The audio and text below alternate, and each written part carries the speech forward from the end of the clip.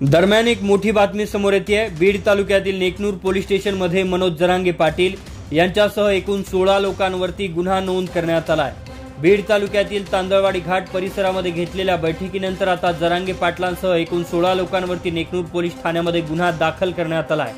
गेल्या काही दिवसांपासून मनोज जरांगे पाटील यांचा मराठा आरक्षणासाठीचा संवाद दौरा सुरू आहे। या दरम्यान राज्यभरात संवाद बैठका घेतल्या जात आहेत। या अनुषंगाने बीड तालुक्यातील तांदळवाडी घाट परिसरामध्येही मनोज जरांगे पाटील यांनी 14 तारखेला गुरुवारी रात्री संवाद बैठक घेतली होती। ही संवाद बैठक संपन्न झाल्यानंतर आता मनोज जरांगे पाटील यांच्यासह एकूण 16 लोकांवरती गुन्हा नोंद करण्यात आला आहे। नेकनूर पोलिसात त्यांच्या विरुद्ध कलम 505(1)(ब) 188 भादवी सह महाराष्ट्र पोलीस अधिनियम कलम 135 नुसार गुन्हा नोंद करण्यात आला आहे। मनोज जरांगे पाटील हे संवाद दौऱ्याची सांगता करण्यासाठी तांदळवाडी घाट परिसरामध्ये दाखल झाले होते। त्यांची ही शेवटची बैठक होती आणि ही शेवटची बैठक संपल्यानंतर आता जरांगे पाटलांवरती काही आरोप करण्यात आलेत आणि फिर्याद देण्यात आली। या फिर्यादीनुसार मनोज जरांगे पाटील आणि त्यांच्या सहकाऱ्यांनी बीड जिल्ह्यामध्ये जिल्हाधिकारी यांचे लागू असलेल्या आदेशांचं त्यांनी उल्लंघन केलं।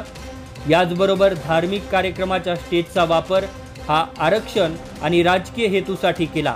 याचबरोबर गृहमंत्री महाराष्ट्र राज्य यांच्या विरुद्ध प्रक्षोभक भाषण करून परिसरातील सार्वजनिक शांतता खराब होईल असं वक्तव्य केलं। गृहमंत्री व सरकारच्या विरुद्ध द्वेष भावनेनं वक्तव्य केलं। यामुळे त्यांच्या विरोधात आता 3 कलमांनुसार गुन्हा नोंद करण्यात आलाय।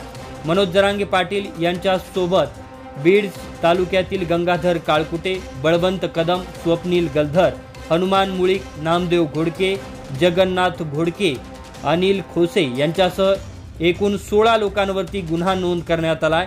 पोलिसांनी केलेल्या आरोपानुसार जरांगे पाटील आणि त्यांच्या सहकाऱ्यांनी जिल्हाधिकाऱ्यांचे बीड जिल्ह्यामध्ये लागू असलेल्या आदेशांचं उल्लंघन केलं। धार्मिक कार्यक्रमाच्या स्टेजचा वापर हा आरक्षण आणि राजकीय हेतूसाठी केला। याचबरोबर गृहमंत्री यांच्या विरुद्ध प्रक्षोभक भाषण करून परिसरातील सार्वजनिक शांतता ही खराब केली। गृहमंत्री आणि सरकारच्या विरोधात द्वेष भावनेनं वक्तव्यही केलं। यामुळे त्यांच्या विरोधात आता हा गुन्हा नोंद करण्यात आलाय।